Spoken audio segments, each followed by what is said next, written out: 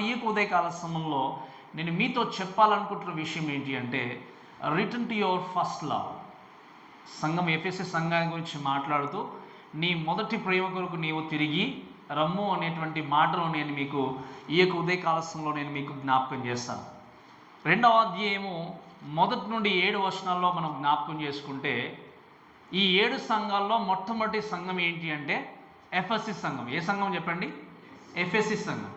ఈ ఎఫెసీ సంఘాన్ని గురించి మనము ఎన్నో విషయాలు మనం నేర్చుకుంటూ ముందుకు వెళ్దాం. ఇక్కడ ప్రాముఖ్యంగా ఏంటి అంటే, నీ మొదటి ప్రేమకు లేదా నీ మొదటి ప్రేమకు నువ్వు తిరిగి రావాలి అనే విషయాన్ని మనం చూసినప్పుడు బైబిల్లో ఆలోచన చేస్తే యేసుక్రీస్తు ప్రేమ గురించి మాట్లాడుతూ స్పష్టంగా ఎన్నో విషయాలు జ్ఞాపకం చేస్తాడు. ఆయన చెప్తున్న విషయం ఏంటి అంటే, నీ పూర్ణాత్మతో, నీ పూర్ణ బలముతో, నీ పూర్ణ శక్తితో నీ దేవుడైనటువంటి యెహోవా నువ్వు ఏం చేయాలి? ప్రేమించాలి. అలానే మాట్లాడుతూ ఏమన్నాడు? నీవు నీ తల్లినేను తండ్రినేను నాకంటే ఎక్కువ నీవు ప్రేమించకూడదు, నువ్వు ప్రేమించినట్టయితే నాకు పాత్రుడివి కావు అని చెప్పాడు. ఒకవేళ నీవు నన్ను ప్రేమించిన వ్యక్తివి అయితే నా ఆజ్ఞల్ని ఏం చేయాలి? నీవు గైకొనే. So if you love me keep my commandments అన్నాడు ఆయన. కాబట్టి ఈ విషయాలన్నీ కూడా ఏంటి అంటే, దేవుణ్ణి ప్రేమించే వ్యక్తిగా క్రీస్తుకు మొదటి స్థానమును ఇస్తూ నడిచేటువంటి వ్యక్తులుగా ఉండాలి. ఈ ఎఫెసీ సంఘము ఒక చక్కటి సంఘం, కానీ ఏ విషయంలో లోటు కలిగి ఉంది, ఆ విషయాన్ని బట్టి దేవుడు ఏ విధంగా వార్నింగ్ ఇచ్చాడు, ఏ విధంగా గద్దించాడనే విషయాన్ని మనము ఈ సంఘంలో మనం చూస్తాం. అందుకే ప్రకటన గ్రంథంలో ఈ 7 సంఘాలకి దేవుడు వార్నింగ్ ఇచ్చినట్టుగా మనం చూస్తాం, హెచ్చరించినట్టుగా చూస్తాం. కాబట్టి ఈ హెచ్చరికలను బట్టి నీవు నేను మన సంఘంగా కూడా మన సంఘంలో మనం ఏ విధంగా ముందుకు వెళుతూ ఈ వాక్యం ద్వారా మన జీవితాన్ని సరి చేసుకుంటూ దేవుని యొక్క మహిమ కొరకు జీవించాలో దేవుని యొక్క వాక్యం మనం నేర్చుకుందాం. కాబట్టి ఈ సమయంలో దయచేసి దేవుని యొక్క వాక్యం మనం చూస్తే, మొదటి ప్రేమ అనే విషయం చూసినప్పుడు మనందరికీ తెలుసు ఏంటి అంటే, యేసుక్రీస్తుని అంగీకరించిన తర్వాత మనకుండినటువంటి ప్రేమను గురించి ఒకవేళ జ్ఞాపకం చేసుకుంటే మీరు అర్థం చేసుకోండి, అప్పుడు ఆ సమయంలో మీకున్నటువంటి ప్రేమ, దేవుని వల్ల మీరు కనపరుచినటువంటి ప్రేమ, ఇప్పుడు చూపిస్తున్నటువంటి ప్రేమ, ఇప్పుడు కనపరుస్తున్నటువంటి ప్రేమ ఎటువంటిదో ఈ వాక్య భాగాన్ని బట్టి మనం జ్ఞాపకం చేసుకుంటూ, even the people who live there first love must know return to their first love. ఎవరైతే ఆ మొదటి ప్రేమను విడిచిపెట్టారో, విడిచిపెట్టినటువంటి ఆ ప్రేమ కొరకు ఏం చేయాలి? అదే ప్రేమను కలిగి ఉండి దేవుణ్ణి స్తుతించే వ్యక్తులుగా ఈ వాక్యాన్ని నేర్చుకుంటూ మనం ముందుకు సాగుదాం. కాబట్టి ఈ సమయంలో దయచేసి ఎఫెసీ సంఘాన్ని గురించి కొన్ని విషయాలు బ్రీఫ్గా నేను తెలియజేస్తూ దేవుని యొక్క వాక్యాన్ని నేర్చుకుంటూ ముందుకు వెళ్దాం. ఇక్కడ మొట్టమొదటిగా మనం చూస్తే ద కరస్పాండెంట్ అంటాం. అంటే ఏంటి? The writer. స్పెషల్లీ ఈ పుస్తకాన్ని లేకపోతే ఈ యొక్క సంఘాన్ని గురించి ఎవరు రాశారో అన్నప్పుడు మనకు తెలుసు, యోహాను తను పెన్ను తీసుకొని లిఖించాడు ఈ పుస్తకాన్ని. కానీ వాక్యంలో రాయబడిన మాట ఏంటి అంటే, ఎఫెసులో ఉన్న సంఘపు దూతకు ఇలాగు రాయము, 7 నక్షత్రులు తన కుడి చేత పట్టుకొని 7 దీపస్తంభముల మధ్య సంచరించువాడు చెప్పు సంగతులు ఏవనగా అని మన దేవుని యొక్క వాక్యం చూస్తాం. అంటే చెప్పాలి అంటే ఈ పుస్తకాన్ని నిజంగా రాసింది ఎవరు చెప్పండి? ఎవరు రాశారు? యోహాను ఒక స్క్రైబ్గా ఉన్నాడు అంతే. అంటే ఏంటి? రాసినటువంటి వ్యక్తి ఎవరంటే, చెప్పినటువంటి వ్యక్తి ఎవరంటే యేసుక్రీస్తు తనకు తను ఏం చేస్తున్నాడు? సంఘాన్ని గురించి విషయాలన్నీ తెలియజేస్తూ ఉంటే యోహాను ఏం చేశాడు? పెన్ను తీసుకుని మొత్తం కూడా రాశాడు. కాబట్టి యాక్చువల్గా ఈ పుస్తకానికి చెప్పాలి అంటే ఆథర్గా ఉన్న వ్యక్తి, లేకపోతే చెప్పిన వ్యక్తి, బోధించిన వ్యక్తి ఎవరు అంటే యేసుక్రీస్తు మాత్రం. కాబట్టి యేసుక్రీస్తు ఈ విషయాలు చెప్తున్నాడనే విషయాన్ని జ్ఞాపకం చేసుకుంటూ ఈ యొక్క ఎఫెసీ సంఘాన్ని గురించి మనం కొన్ని విషయాలు నేర్చుకుంటూ ముందుకు వెళ్దాం. ఇక్కడ యేసుక్రీస్తు విషయాలు చెప్తూ ఏమన్నాడంటే, మీరు చూడండి, 2వ విషయం మనం ఆలోచన చేసినప్పుడు ఈ చర్చ్ గురించి కొన్ని విషయాలు చెప్తాను. First thing not only correspondent, second thing ఏంటి అంటే ద చర్చ్.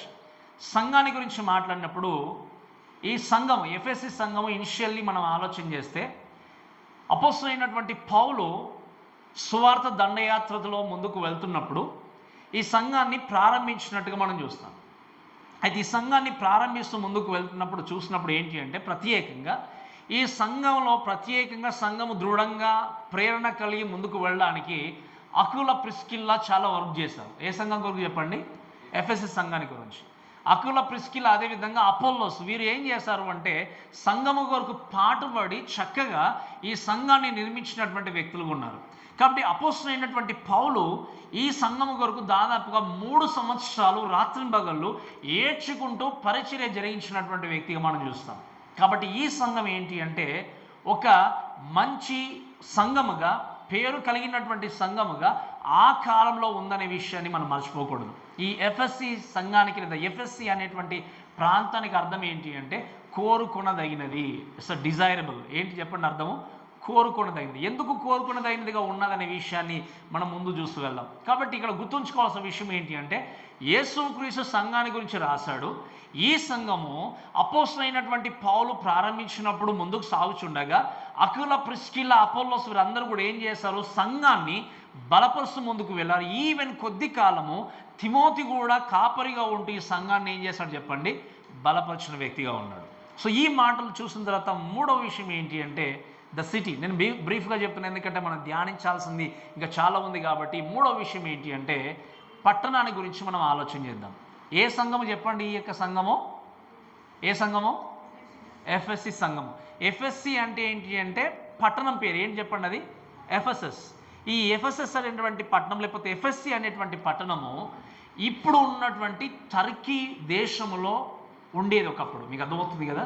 ఇప్పుడు పిలువబడుచున్నటువంటి టర్కీ దేశంలో ఎఫ్ఎస్సి అనేటువంటి ప్రాంతం ఉండేది. అప్పుడున్నటువంటి ఏషియా మైనర్లో ఈ యొక్క ప్రాంతము లేకపోతే ఎఫ్ఎస్సి ప్రాంతం అనేది ఉండేటిది. కాబట్టి ఈ సంఘాన్ని గురించి తెలియజేస్తూ ఈ సిటీ గురించి మాట్లాడినప్పుడు మీరు వినండి. ఈ సిటీ ఏంటి అంటే కొన్ని విషయాలు మీకు జ్ఞాపకం చేస్తున్న ఐడియా మీకు రావడానికి, కొన్ని విషయాలు తెలియడానికి. ఏషియా మైనర్ గురించి మాట్లాడినప్పుడు మన దేశానికి క్యాపిటల్ సిటీ ఉన్నట్టుగా, ప్రతి దేశానికి క్యాపిటల్ సిటీ ఉన్నట్టుగా ఏషియా మైనర్కి క్యాపిటల్ సిటీ రాజధాని ఏంటి అంటే పెర్గమా అనేటువంటి ప్రాంతం. మనము నెక్స్ట్ కొన్ని ఫ్యూ వీక్స్లో నేర్చుకుంటాం పెర్గమా సంఘాన్ని గురించి. ఈ పెర్గమ్ అనేటువంటి ఈ యొక్క పట్టణము రాజధానిగా ఉన్నా కూడా ఎఫ్ఎస్సి అనేటువంటి పట్టణం మాత్రము పేరు ప్రఖ్యాతులు కలిగినటువంటి పట్టణం. ఏంటి చెప్పండి? అంటే రాజధాని కంటే కూడా ఈ పట్టణము పేరు ప్రఖ్యాతులు కలిగినటువంటి పట్టణము. ఎందుకు పేరు ప్రఖ్యాతులు కలిగినటువంటి పట్టణంగా ఉంది అని ఆలోచన చేస్తే ఈ పట్టణాన్ని ఇంకా చెప్పాలి అంటే గ్రేటెస్ట్ సిటీ అని పిలుస్తారు. గొప్ప ప్రాంతము లేకపోతే గొప్ప పట్టణం అని పిలుస్తారు. అందుకే మనం గ్రీక్లో ఆలోచన చేస్తే లుమేనిషియా అంటారంటే ఏంటి? ద లైట్ ఆఫ్ ఏషియా అంటే ఏంటి? ఆసియా ప్రాంతానికే లేకపోతే ఏషియా ప్రాంతానికి ఏంటి అంటే ఒక వెలుగుగా ఉండేటువంటి పట్టణం. మీకు అర్థమవుతుంది కదా? ఆసియా ప్రాంతానికే వెలుగుగా ఉండేటువంటి పట్టణముగా ఈ పట్టణం ఉంది.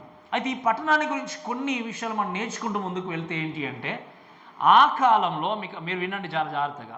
ఆ కాలంలో ఎఫ్ఎస్సి పట్టణం అనేది ఒక గొప్ప లేకపోతే చాలా పెద్ద హార్బర్ కలిగినటువంటి ప్రాంతం. అంటే ఏంటి అంటే ఆ పట్టణంకి వ్యాపారము, వర్తకులు ఎంతోమంది విచ్చేసేవారు. ఆ కాలంలో ట్రాన్స్పోర్టేషన్ ఏంటి చెప్పండి? ఈ కాలంలో ఉన్నట్టుగా బస్సులు కానీ లేకపోతే ఫ్లైట్స్ కానీ అప్పుడు లేవు. అప్పుడు ఉన్నటువంటి వారికి ఉన్న సాధనాలు ఏంటి చెప్పండి? ప్రయాణం చేయాలంటే దేంట్లో వెళ్ళాలి వాళ్ళు? ఓడలు లేకపోతే ఆ నావలు వాళ్ళు ఉపయోగించుకుంటూ వెళ్ళేవారు.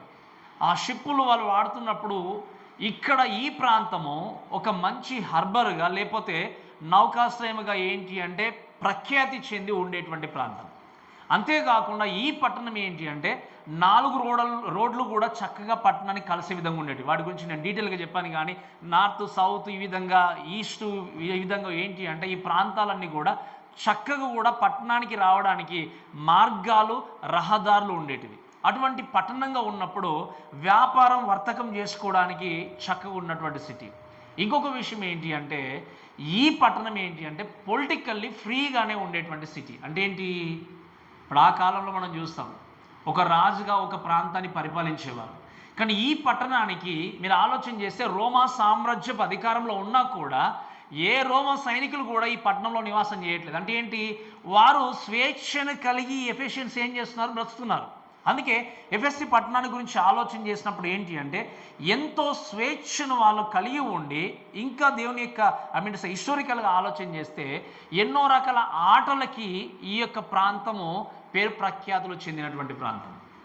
ఇంకో కొంచెం ముందుకు వెళ్తే మీకు బాగా తెలుసు, ఈవెన్ విగ్రహారాధన ఎక్కువ కూడుకున్నటువంటి పట్టణం కూడా ఏంటి అంటే ఎఫ్ఎస్సి పట్టణం. ఎఫ్ఎస్సి పట్టణంలో చూస్తే మీకు ఈ పేరు చెప్తే నాకు తెలిసి తొందరగా జ్ఞాపకం వస్తుంది. ఏంటి అంటే ఆర్టెమిస్ అనేటువంటి ఒక గాడ్ ఉండేవాడు, గ్రీక్ గాడ్ అంటాం. ఆ గాడ్ని ఇక్కడ ఉన్నటువంటి రోమీలు ఏమని పిలిచేవారు, రోమన్స్ అంటే వాళ్ళు డయాన్ అని పిలిచేవారు. విన్నారు ఈ పేరు పైన మీరు? గాడెస్ ఆఫ్ డయానా విన్నారు కదా. ఈ గాడెస్ ఆఫ్ డయానా ఈ యొక్క విగ్రహము లేకపోతే ఈ యొక్క డయానా టెంపుల్ అనేది పురాతన కాలంలో, ఇప్పుడు మనకు 7 వండర్స్ ఎలా అయితే ఉన్నాయో, పురాతన కాలంలో ఉన్నటువంటి 7 వింతల్లో ఒక వింత ఏది అంటే ఈ డయానా టెంపుల్. ఈ డయానా టెంపుల్ చాలా ఎంతో గొప్పగా నిర్మించినటువంటి స్థితిలో ఆ యొక్క టెంపుల్ ఉంది. ఈ పట్టణం గురించి మాట్లాడినప్పుడు ఎంతో విగ్రహాలన చేస్తూ ఎన్నో విధాలుగా వాళ్ళు ముందుకు వెళ్తున్నప్పుడు ఆటలకు పేరు ప్రఖ్యాతులు గాంచింది, విగ్రహారాధనకి పేరు ప్రఖ్యాతులు గాంచింది. అంతేకాకుండా మీరు గమనించండి, తర్వాత మనకు సమయం ఎక్కువ లేదు కానీ మీరు తర్వాత వెళ్ళి ఇంటికి వెళ్ళి చదువుకోండి. అపోస్తల కార్యంలో 20 అధ్యాయం 19-20 వచనాలు 20 అధ్యాయాలు చదివితే ఎఫెస్సి పట్టణానికి వెళ్ళి అపోస్తలైనటువంటి పౌలు వాక్యాన్ని బోధిస్తుంటే ఆయన సమాజ మందిరంలో నిలబడి బహిరంగంగా దృఢ సంకల్పంతో వాక్యాన్ని బోధిస్తే అనేకమైనటువంటి యూదులు ఆయన వైపు తిరిగారు, దేవుని యొక్క వాక్యం వైపు తిరిగారు. కానీ కొంతమంది ఏం చేశారంటే ఆయనకు వ్యతిరేకంగా పనులు జరిగించారు. ఎందుకో తెలుసా? ఈ పట్టణంలో ఎటువంటి వర్తక వ్యాపారాలు జరిగేవి అంటే, ఎటువంటి విగ్రహారాధన జరిగేది అంటే వాళ్ళ మెడలో వేసుకోవడానికి చిన్న దేవతలను ప్రతిమలను కూడా తయారు చేసేవాళ్ళు. మీకు అర్థమవుతుందమ్మా? ఇప్పుడు కూడా కొంతమంది ఫ్యాషన్ లాగా వేసేసుకుంటారు, ఇక్కడ క్రాస్ వేసుకుంటారు సిల్వర్కి, ఇక్కడ మెడలో కానీ లేకపోతే కాళ్ళకు కానీ చేతులకు కానీ. అవన్నీ నీ జీవితాన్ని మార్చలేవు, ప్రొటెక్షన్ చేయలేవు. అందుకే ఈరోజు మనం వాక్యాన్ని విన్న కీర్తనలో ఎవరు నీ జీవితానికి నిజమైన భద్రత ఇచ్చేది చెప్పండి? దేవుడు. కాబట్టి దేవుడికి నీ హృదయంలో స్థానం ఇచ్చినప్పుడు ఆ దేవుడు నీ జీవితాన్ని రక్షించేవాడు. అంతేగాని ఏదో మన ఇంటికి నిజంగా సిల్వ గుర్తు వేసుకొని లేకపోతే డోర్లకు సిల్వ గుర్తులు వేసుకొని లేదా ఇంకా ఏదో పెట్టుకొని మెడలో ఒక విధంగా ధరించుకోవడం ద్వారా ఏ ఉపయోగం లేదు. ఇంకా చెప్పాలి అంటే బైబిల్ తీసుకొని తల కింద పెట్టుకోవడం ద్వారా కూడా ఉపయోగం ఏమీ లేదు. ఏంటి అంటే నీ హృదయంలో దేవుడికి స్థానం ఇస్తే తప్ప నీ జీవితానికి నిజమైన ప్రొటెక్షన్ లేదు. అందుకే I was reading some articles, నేను చదువుతూ ఉంటే నిజంగా ఒక మాట నిజంగా చాలా బాగా అనిపించింది నాకు. మీరు గమనించండి, మనము ఒక పేరెంట్స్గా మన జీవితంలో చిన్న పిల్లలు ఉన్నారనుకోండి, లైక్ మేబీ బిలో 5 years వాళ్ళు ఉన్నప్పుడు లేదా ఒక 4 years బిలో ఉన్నప్పుడు వాళ్ళు ఏదైనా వారి జీవితంలో ఒకవేళ చిన్న కాలుకో చేతికో దెబ్బ తగిలినా కానీ నొప్పి వస్తుందన్నా కానీ ఎక్కువ ఏంటి అంటే ఓపెన్ చేసి కరెక్ట్గా మనతో వాళ్ళు సంభాషించలేరు, చెప్పలేరు. అప్పుడు ఏం చేస్తారు చెప్పండి? ఒక పేరెంట్గా ఏం చేస్తారు? తండ్రి అయినా తల్లి అయినా, స్పెషల్లీ తల్లి అయినా ఏం చేస్తుంది? రాత్రి పడుకున్నప్పుడు ఏం చేస్తారు చెప్పండి? మీరు ఏం చేస్తారు చెప్పండి? మీ పిల్లలకు చిన్నప్పుడు పడుకున్నప్పుడు కాలు ముట్టి చేయి ముట్టి టచ్ చేసి ఇక్కడ నీకు నొప్పి వస్తుందా, నొప్పి అంటే ఏమీ వాళ్ళు చెప్పకపోయినా బాగుందా బాగలేదా లేదా సరిగా ఉందని చెప్పి ఏం చేసేవాళ్ళు చెప్పండి? చేశారు చేయలేదు? మీరు చేశారు కదా. అంటే ఒకవేళ చిన్నగా కాలుకు తగిలిందన్న కూడా ఎక్కడ అని చెప్పి ఒక్క దగ్గర చూపిస్తే మనం అంతా కూడా టచ్ చేసి చూసేవాళ్ళం. ఒకవేళ వాళ్ళు మాకు బాధ ఉందని చెప్పకపోయినా వాళ్ళ కాళ్ళు చేతులు ఏ విధంగా అయితే టచ్ చేసి చూస్తూ ఉంటాం. మీరు గమనించండి, యాజ్ అ పేరెంట్స్గా అక్కడ వాళ్ళు చెప్పకపోయినా ప్రతిరోజు కూడా ఏం చేస్తాం? వాళ్ళు పడుకున్నప్పుడు చెక్ చేసేవాళ్ళం. And you think about our heavenly father. నిజంగా యేసుక్రీస్తు గురించి ఒక్కసారి ఆలోచన చేయండి. మనల్ని దేవుడు ఎప్పుడు కూడా యాజ్ అ బేబీస్గా దేవుడు చూస్తూ ప్రతిరోజు కూడా మనం అడిగినా అడగకపోయినా మనల్ని టచ్ చేసే దేవుడుగా ఆయన ఉన్నాడు, మళ్ళీ ప్రొటెక్ట్ చేసే దేవుడుగా ఉన్నాడు ఆయన. నువ్వు ప్రార్థించినా ప్రార్థించకపోయినా, of course we need to pray. మనం ప్రార్థన చేయకూడదు అని అంటే నువ్వు ప్రార్థన చెయ్యకపోయినా కూడా ఏం చేస్తున్నాడు దేవుడు? నా కుమారుడు కుమార్తె ఎలా ఉన్నారని చెప్పి is checking us everyday, is checking on us everyday. ఈ విషయం గుర్తుపెట్టుకున్నప్పుడు మన దేవుణ్ణి ఏం చేస్తాం చెప్పండి? మరువకుండా విడవకుండా ఆయన ఏం చేస్తాం? మనము స్తుతించే వ్యక్తులు ఉంటాం. And people may forget you. దేవుడు మనుషులు మిమ్మల్ని మర్చిపోవచ్చు, కొన్నిసార్లు మీ కుటుంబస్తులు మర్చిపోవచ్చు, మీకున్నటువంటి వేదన చూడకపోవచ్చు, బాధను చూడకపోవచ్చు. కానీ దేవుడు ఎప్పుడు కూడా మీ యందు శ్రద్ధను, ఆయన ఎందుకే చెప్పాలంటే కేర్ను కలిగి ఉన్న విషయం ఎప్పుడు కూడా మర్చిపోకూడదు. ఇక్కడ బట్ ఈ యొక్క విషయాన్ని మర్చిపోయి ఎంతోమంది ఈరోజు కూడా ఈ కాలంలో కూడా ఆత్మ స్వరూపమైనటువంటి దేవుడి కంటే ఆత్మ అయిన దేవుణ్ణి విగ్రహాల్లోనికి తీసుకొచ్చి పూజించేటువంటి జనంగాని మనం చాలామందిని చూస్తున్నాం. ఎఫ్ఎస్సి సంఘం కూడా ఏంటి అంటే మెడలో కట్టుకునే విధంగా తయారు చేసేవారు. అంతేకాకుండా రథాలకి ఫ్రంట్లో బొమ్మలు పెట్టుకునేవారు. ఏంటి? ఈ యొక్క ప్రతిమలు, ఇక విగ్రహాలు, వాటిని కూడా తయారు చేసేవారు. ఎప్పుడైతే అపోస్తలుడైనటువంటి పౌలు వెళ్ళి వాక్యం బోధించాడో, వీటిలో కాదు నిజమైనటువంటి బలం ఉంది, వీటిలో కాదు నిజమైన శక్తి ఉంది, ఆత్మస్వరూపుడైనటువంటి ఆ క్రీస్తులో ఉంది, ఆ దేవుల్లో ఉందని ప్రకటించినప్పుడు ఈ వర్క్ చేసే వాళ్ళు ఉంటారు కదా, ఏంటి ఇప్పుడు విగ్రహాలు తయారు చేసే వాళ్ళు ఉంటారు కదా, వాళ్ళ వ్యాపారానికి ఏం జరిగింది చెప్పండి? ఇంకా నష్టం జరిగింది. అంతే ఏమేం చెప్పండి? నష్టం జరిగేసరికి మీరు చదవండి. తర్వాత అక్కడ ఒక వ్యక్తి వెళ్ళి కొంతమందిని పోగు చేసుకొని ఇలా ఈయన ప్రకటించుకుంటూ వెళ్ళిపోతే మన వ్యాపారానికి ఏం జరుగుతుందో చెప్పండి? నష్టం వాటిల్తుంది. కాబట్టి ఈయన ఏం చేయాలి? అడ్డుకోవాలని చెప్పి ప్లాన్ చేసుకునే వ్యక్తులు ఉన్నారు. ఈరోజు కూడా ఇటువంటి ఈ కాలంలో కూడా ఎంతోమంది సరైనటువంటి వాక్యానికి ప్రాధాన్యత ఇవ్వకుండా అంటే సంఘాన్ని కానీ సేవను కానీ వ్యాపారంగా మలుచుకొని ఉన్నటువంటి సంఘాలు ఉన్నాయి. సంఘ యొక్క పరిచారకులు కానీ సంఘం యొక్క పాస్టర్స్ కానీ లోకంలో ఎంతమంది ఉన్నారు. ఇది సరైనటువంటి వాక్యం కాదు అనుకున్నప్పుడు, సరైన బోధ కాదు అనుకున్నప్పుడు నా వ్యాపారానికి ఎలా అడ్డు వస్తుందని చెప్పేసి ఎంతోమంది విశ్వాసులని ఏంటి అంటే గుడ్డితనంలో అలానే ఉంచి తీసుకెళ్లే వ్యక్తులు ఉన్నారు. ఇప్పుడు మనం చేసే పొరపాటు ఏంటి అంటే, ఈ అర్థం చేసుకోలేని స్థితిలో కొంతమంది జీవించినప్పుడు నాకెందుకులే అనేటువంటి వారు ఉన్నారు. కాబట్టి ఎంతోమంది సేవకులు వారి జీవితంలో ఈ సత్యాన్ని బోధించలేక ఏం చేస్తున్నారు చెప్పండి? అక్కడ ఉంచేస్తున్నారు. అందుకే చెప్పాను, వాక్యానుసారంగా 10వ వంతు ఇవ్వడం ప్రాముఖ్యం ఏందని బోధించే వారి గురించి చెప్పాను లాస్ట్ టైం. టైత్ అనేది కరెక్ట్గా ఇవ్వకూడదు చెప్పండి? ఇవ్వకూడదు చెప్పండి? న్యూ టెస్ట్మెంట్లో టైత్ అనే పదం రాయబడిందా? I mean to say new టెస్ట్మెంట్లో యాజ్ అ చర్చ్గా మనం న్యూ టెస్ట్మెంట్లో వెళ్తున్నప్పుడు దశమ భాగం ఇవ్వాలని రాయబడిందా వాక్యంలో? లేదు.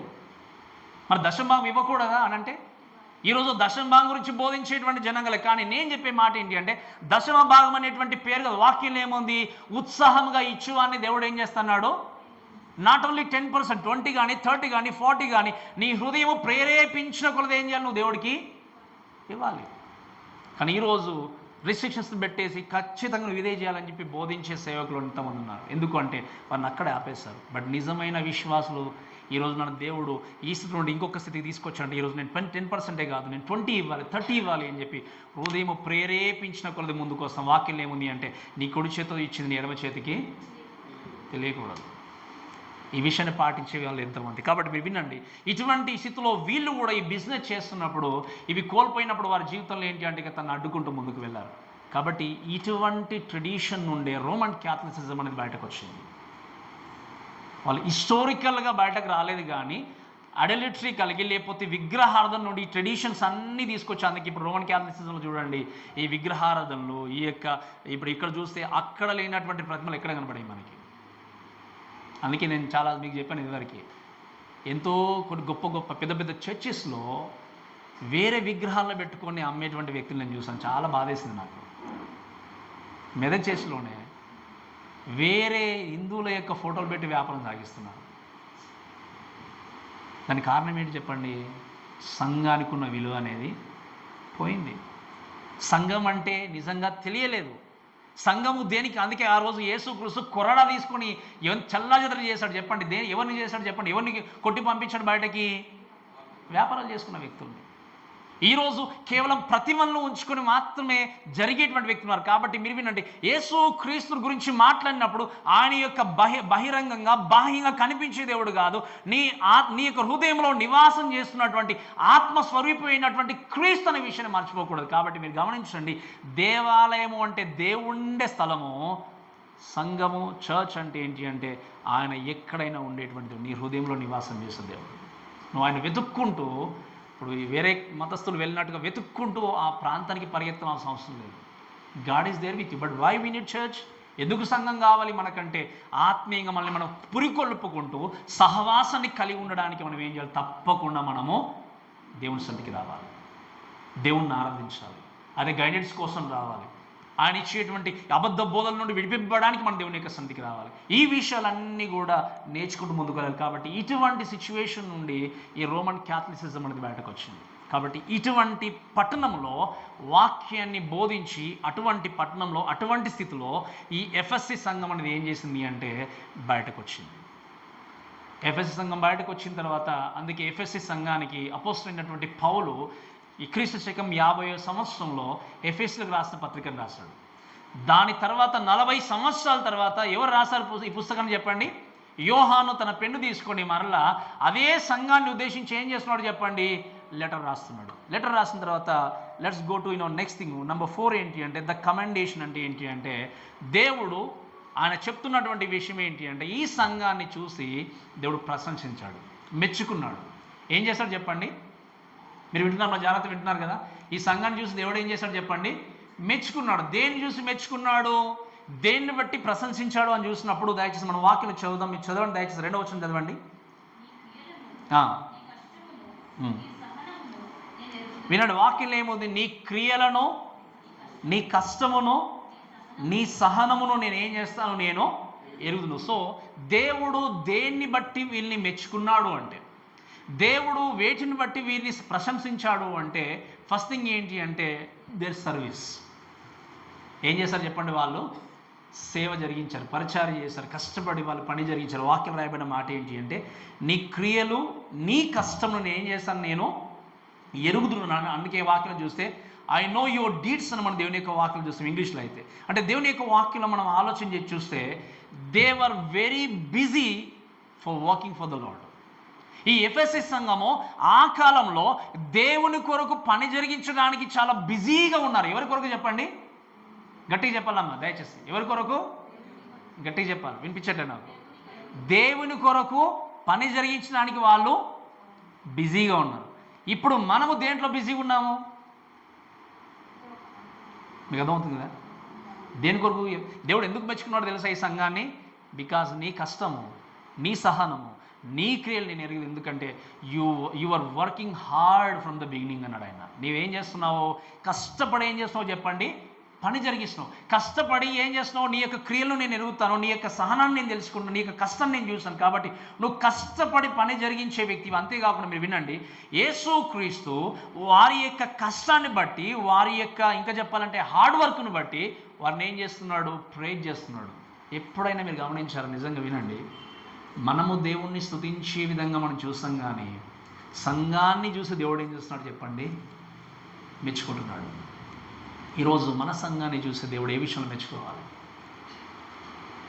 అందుకే మొదటి నుండి నేను చెప్పే మాట అదేంటి అంటే వీ యాజ్ అ బిలీవర్స్ కల్మషం లేనటువంటి సంఘంగా మనం నిలబడాలి. ఆ రోజు వచ్చినప్పుడు, ఆ రోజు ఎఫెసస్ సంఘాన్ని దేవుడు చూసి నీవు క్రియలో నేను ఎరుగుదును, నీ సహనాన్ని ఎరుగుదును, నీ యొక్క కష్టం నాకు తెలుసు కాబట్టి యు ఆర్ వర్తీ అని చెప్పి దేవుడు మెచ్చుకున్నట్టుగా మన సంఘాన్ని చూసి ఈరోజు దేవుడు విధంగా మెచ్చుకుంటున్నాడు. నీ యొక్క హృదయమైన సంఘాన్ని చూసి దేవుడు విధంగా మెచ్చుకుంటున్నాడు. నీ వ్యక్తిగత జీవితాన్ని చూసి దేవుడు ఏమైనా మెచ్చుకుంటే ఒక్కసారి ఆలోచన చేయండి. అందుకే యేసుక్రీస్తు ఈ సంఘాన్ని ఎందుకు మెచ్చుకున్నాడు అంటే మీరు వినండి, వాళ్ళు ఎంతో కష్టపడి దేవుని కొరకు పని జరిగిస్తూ సువార్తను వ్యాపింపజేశారు. ఏం చేశారు చెప్పండి? సువార్తను వ్యాపింపజేశారు. అంతేకాకుండా ఇంకా మనం దేవుని యొక్క వాక్యాలు చూస్తే హార్డ్ వర్కింగ్ మాత్రమే కాదు, ఇంకొక మాట మనం చూస్తాం, సహనమును అనే పదాన్ని చూస్తాం. ఏమని చెప్పండి నాకు వాక్యంలో? కేవలము సర్వీస్ జరిగించిన వ్యక్తి మాత్రమే కాదు, కష్టపడి పని జరిగించిన వ్యక్తి మాత్రమే కాదు, ఇంకొక మాట ఏముంది అంటే సహనము. దీన్ని మనం పర్సివరెన్స్ అంటాం, ఇంగ్లీష్లో అయితే ఎండ్యూరెన్స్ అంటాం. అంటే ఏంటి? వాక్యంలో మనం చూస్తే సెకండ్ థింగ్ ఏంటంటే స్టెడ్ఫాస్ట్నెస్. అంటే ఏంటి? I know your endurance. ఏం చేశాడు? మీరు కష్టపడి సహనాన్ని కలిగి యు రిమైన్ ఫెయిత్ఫుల్. అంటే ఏంటి? ఎఫెసస్ సంఘానికి శోధనలు వచ్చాయి, కష్టాలు వచ్చాయి కాబట్టి, శ్రమలు వచ్చాయి కాబట్టి కాపరు ఉన్నటువంటి యోహాను తీసుకొచ్చి ఎవరు పడేశారు? జైల్లో డొమిషియన్స్ తీసుకొచ్చి ఏం చేశాడు చెప్పండి? పద్మస్ దీపంలో వేశాడు.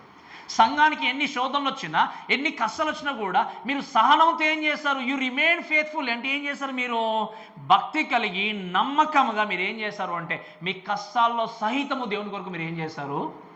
నిలబడ్డాడు. ఈరోజు నిజంగా అటువంటి కష్టాలు మన సంఘానికి సంభవించాలి. ఒకవేళ నీ జీవితానికి వ్యక్తిగతంగా నీ జీవితానికి కష్టం వచ్చినా, మన సంఘానికి కష్టం వచ్చినా, నీ యొక్క కష్టస్థితిలో, నీ యొక్క కష్టమైనటువంటి సమయంలో దేవుని కొరకు నమ్మకంగా జీవిస్తున్నావా లేదా ఒక్కసారి ఏం చేయాలి? ప్రశ్నించుకోవాలి.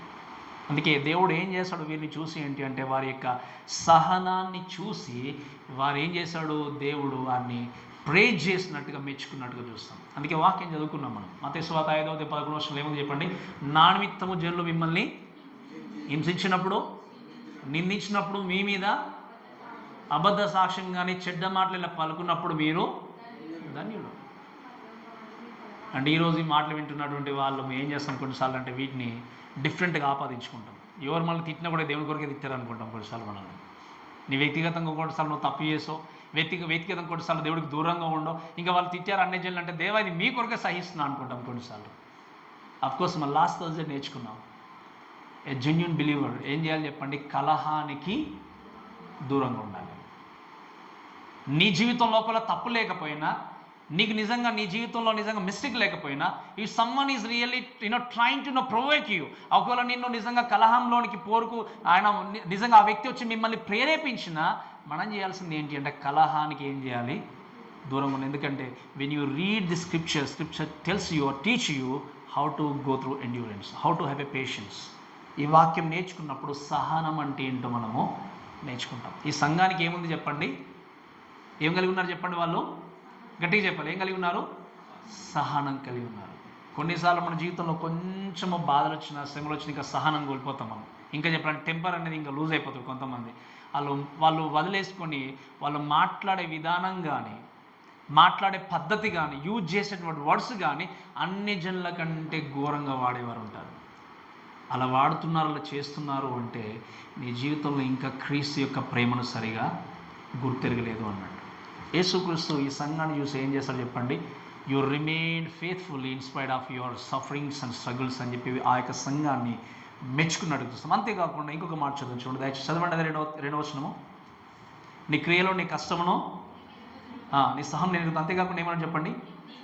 నీవు దుష్టులను మీరు వినండి, ఈ యొక్క మాట మీరు చాలా జాగ్రత్త వినాలి. థర్డ్ థింగ్ ఏంటి అంటే శాంటిఫికేషన్.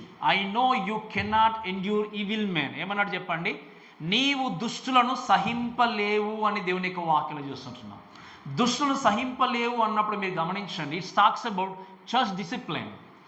సంఘంలో మీరు గమనిస్తే దేవుని యొక్క వాక్యంలో మీరు ఒక మాట చదవడం దయచేసి. ఈ మాట చదివితే మీకు అర్థమవుతుంది. ఒకసారి అపోస్తుల కార్యములు 20వ అధ్యాయం 29వ వచనం చదవడం దయచేసి. అపోస్తుల కార్యములు 20వ అధ్యాయం 29వ వచనం. నేను అపోస్తలుని పౌలు ఏమంటున్నాడు? నేను మిమ్మల్ని అంటే ఈ పట్టణాన్ని వదిలేసి వెళ్ళిపోయిన తర్వాత క్రూరమైన తోడేళ్ళు మీలో ప్రవేశించునని నాకు తెలియను. వారు మందను అంటే సంఘమును కనికరింపరు, మరి శిష్యులను తమ వెంట ఈడ్చుకొని పోవాలని వంకర మాటలు పలుకు మనుషులు ఎవరిలో చెప్పండి? దుష్టులుగా ఉండేటువంటి వ్యక్తులు ఎక్కడ బయలుదేరతారట? సంఘంలో ఉంటాయి. ఈ ఎఫ్ఎస్సి సంఘం ఏం చేసిందంటే మీరు వినండి, ఇక్కడ గమనిస్తే అఫ్కోర్స్ దేవుడు పాపిని ప్రేమించేవాడు అనుకున్నప్పుడు మీరు వినండి, కాన్స్టాంట్గా if you go on sinning అనుకున్నప్పుడు పాపిని ఎక్కువగా ప్రేమించి హత్తుకునే దేవుడు కాదు ఆయన. Of course when he had sin, మీరు ఆలోచించండి, దేవుడు పాపాన్ని ద్వేషించాడు అంటే పాపిని ప్రేమిస్తున్నాడు అంటే అర్థం ఏంటి? అలానే ప్రేమిస్తాడని కాదు, అలానే పాపిగానే ఉంటాను ప్రభు అంటే ప్రేమిస్తాడా దేవుడు? నువ్వు పాపం నుండి ఏం చేయాలి? బయటకు రావాలి. అందుకే మన కీర్తనలో చూస్తాం, పాపము చేయవారు లేదా పాపముతో ఉన్నవారు దేవుని స్థలంలో నిలవలేరనే వాక్యం మనం చూస్తాం. నువ్వు పాపాన్ని చేస్తున్నప్పుడు దేవుడు పాపాన్ని ద్వేషించినట్టుగా పాపంలో ఉంటే దేవుడిని ప్రేమించే దేవుడు కాదు. నువ్వేం చేయాలి? పాపం నుండి బయటకు రావాలి. ఇక్కడ ఉన్నటువంటి ఎఫ్ఎస్సి సంఘం ఏం చేస్తారంటే దుష్టులుగా ఉండి వంకర మార్గాలు అనుసరిస్తూ దేవునికి వ్యతిరేకమైనటువంటి కార్యకలాపాలు జరిగిస్తూ సంఘాన్ని మోసం చేసేటువంటి వ్యక్తుల్ని ఏం చేశారు వీళ్ళు అంటే ఆల్మోస్ట్ వాక్యము చేత బయట పంపించేశారు. అందుకే వాక్యం ఏముంది అంటే, వాక్యంలో దుష్టులో నీవు సహింపలేవన్నాడు. అందుకే అపోస్తలుడైన పౌలు ఏమన్నాడు? మీలో నుండి ఏం చేస్తారు చెప్పండి? వాళ్ళు బయలుదేరుతారు. ఈరోజు సంఘాన్ని నాశనం చేసే వ్యక్తులు బయట నుండి వచ్చి సంఘాన్ని చీల్చాల్సిన అవసరం లేదు. లోపల మనం నిజంగా స్ట్రాంగ్ యాజ్ ఎ ఫ్యామిలీగా నిలబడ్డప్పుడు బయట నుండి ఎన్ని రకాల అడ్డంకులు ఎదురైనా we can stand for his own glory. But ఇన్వర్డ్గా లేకపోతే ఇంటర్నల్గా సంఘంలో ఉన్నటువంటి తోడేలను గుర్తించకుండా ఉన్నంతకాలం ఏం జరుగుతుంది అంటే సంఘం విచ్ఛిన్నమై వెళ్ళిపోతాయి. అటువంటి సంఘాలు ఎన్నో మనం చూస్తాం. ఈరోజు మనం ఎన్నో సంఘాలు చూస్తాం. 1/2, 2/3 ఎన్నో రకాలు ఎవరికి నచ్చిన పార్టీ వాళ్ళు పెట్టుకొని ఆదరణ జరిగించేటువంటి సంఘాలు మనం ఎన్నో చూస్తున్నాం. ఎందుకు అంటే they don't know the real meaning of scripture, they don't know the greatness of God. ఈ వాక్యము తెలిసినప్పుడు they stay together, they work together, they worship together. ఇది మిస్ అయిపోతుంది. దానికి కారణం ఏంటి అంటే చర్చ్ అనే డిసిప్లిన్ అని తెలియదు. అందుకే మీరు వినండి, మనం చర్చ్ డిసిప్లిన్ గురించి మీరు మత్తయి సువార్త 18వ అధ్యాయంలో చదవండి. సంఘాన్ని గురించి మాట్లాడుతూ ఆయన చెప్పిన విషయం ఏంటంటే, ఒక చర్చ్ గురించి మాట్లాడినప్పుడు సంఘములో క్రమశిక్షణ కలిగి జీవించాలి. సంఘము అంటే ఏంటి అంటే ఎవరైనా ఉండొచ్చు అంటే ఎవరైనా ఉండొచ్చు, కానీ సంఘానికి దేవుడికి వ్యతిరేకంగా కార్యకలాపాలు జరిగించి సంఘాన్ని పాడు చేయడానికి ప్రయత్నం చేసే వ్యక్తి ఖచ్చితంగా డిసిప్లిన్ గుండా ఏం చేయాలి, వెళ్ళాల్సింది. అందుకే క్రమశిక్షణ నచ్చని వ్యక్తి ఏం చేస్తాడు చెప్పండి, ఇక నాకు ఇది కాకపోతే ఇంకొకటి. అందుకే వాక్యంలో ఏముంది, దేవుడు చేయి శిక్షను తృణీకరించుకున్నాం. మనం చాలా చక్కగా నేర్చుకున్నాం. దేవుడు మనల్ని శిక్షిస్తున్నాడు అంటే, కరెక్ట్ చేస్తున్నాడు అంటే ఆయన మనల్ని ప్రేమిస్తున్నాడు అని చెప్పేసి, అంతే కదా. ఇప్పుడు నేను చాలాసార్లు చెప్పాను, మీరు ఒకవేళ స్కూల్ టీచర్గా ఉన్నారనుకోండి, మీ స్కూల్లోనే మీ అబ్బాయి మీ అమ్మాయి చదువుతూ ఉన్నారు. అందరితో పాటు ఏదైనా తప్పు చేసినప్పుడు మీ యొక్క పిల్లలు కూడా అందరికంటే ఎక్కువ ఎవరిని శిక్షిస్తారు చెప్పండి? ఎవరిని గట్టిగా చెప్పాలి, ఎవరిని? ఎందుకు సొంత పిల్లల్ని ఎందుకు శిక్షిస్తారు? ఎందుకంటే మీరు అందరికంటే ఎక్కువ వారిని ప్రేమిస్తున్నారు కాబట్టి. దేవుడు మిమ్మల్ని కొన్నిసార్లు శిక్షలు గుండా వాకించితే గద్దిస్తున్న దానికి కారణం ఏంటి అంటే, ఈ లవ్స్ యూ ఆల్వేస్. ఆ ప్రేమను మర్చిపోయినటువంటి స్థితిలో ఉన్నటువంటి సంఘాలు ఎంతో దూరంగా దేవుని కొరకు వస్తున్నారు.